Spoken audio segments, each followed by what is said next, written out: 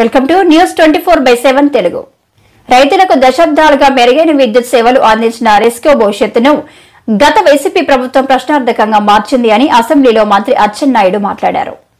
1964 సహచార చట్టాల కింద ఈ రెస్కోలు ఏర్పడ్డాయి అధ్యక్ష.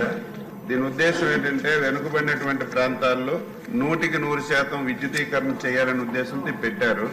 ఉమ్మడి ఆంధ్రప్రదేశ్ రాష్ట్రంలో ఒక 6-7 ఉండే.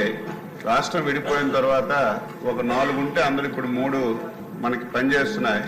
ఒకటి ముఖ్యమంత్రి గారి నియోజకవర్గం కుప్పం, మరి చీపురుపల్లి, అనకాపల్లి అధ్యక్ష. అసలు గత ప్రభుత్వం దీన్ని కూడా విడిచిపెట్టలేదు. ఎవరికి తెలియదు అధ్యక్ష, ఇది ఒక ఇండివిజువల్ సంస్థ. ఆ ప్రాంతంలో 100% విద్యుదీకరణ ఇచ్చి లాభాల బాటలో నడవడానికి అనేక విధాల ప్రయత్నం చేసి ముందుకెళ్ళినటువంటి సంస్థ అధ్యక్ష. ఎంత దుర్మార్గులు అంటే దీన్ని కూడా విడిచిపెట్టలేదు. 2019 తెలుగుదేశం ప్రభుత్వం అధికారం ఉన్నంత వరకు ఈ 3 అధ్యక్ష లాభాల్లో నడిచాయి అధ్యక్ష. 19 వరకు లాభాల్లో నడిచాయి. ఇదేంటంటే ఎలక్ట్రిసిటీ డిపార్ట్మెంట్ ఏదైతే రాష్ట్ర ప్రభుత్వం ఏర్పాటు చేసినటువంటి ఏపీఆర్సీకి ప్రతి సంవత్సరం పెర్మిషన్ గురించి, లైసెన్స్ గురించి అప్లికేషన్ పెట్టుకోవాలి అధ్యక్ష. కావాలని చెప్పి అనకాపల్లి దానికి ఆలస్యం చేశారు లైసెన్స్ అప్లై చేయడానికి.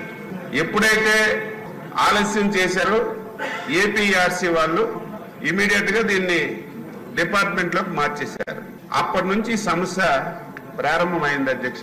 ఇది కావాలని చెప్పి అక్కడ ఉన్నటువంటి ప్రజాప్రతినిధులు ఇంక్లూడ్ అయి కొల్యూడై ఈ 3 రెస్కోల్ని ఈ పరిస్థితికి తీసుకొచ్చారు అధ్యక్ష. అందులో అనకాపల్లిది ఏదైతే ఏపీఆర్సీకి ఏపీ ఎనర్జీ డిపార్ట్మెంట్ మళ్ళీ ఎప్పుడైతే లైసెన్స్ లేట్ అయిందో ఇది ఎలక్ట్రిసిటీ డిపార్ట్మెంట్ కి ఇచ్చారు.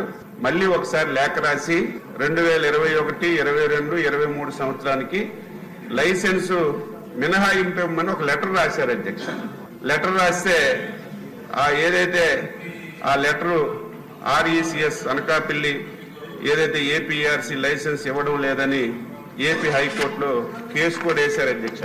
ఎప్పుడైతే లైసెన్స్ ఇవ్వలేదు, కేసు వేసిన తర్వాత వాళ్ళు ఏపీఆర్సీకి ఒక డైరెక్షన్ ఇచ్చారు.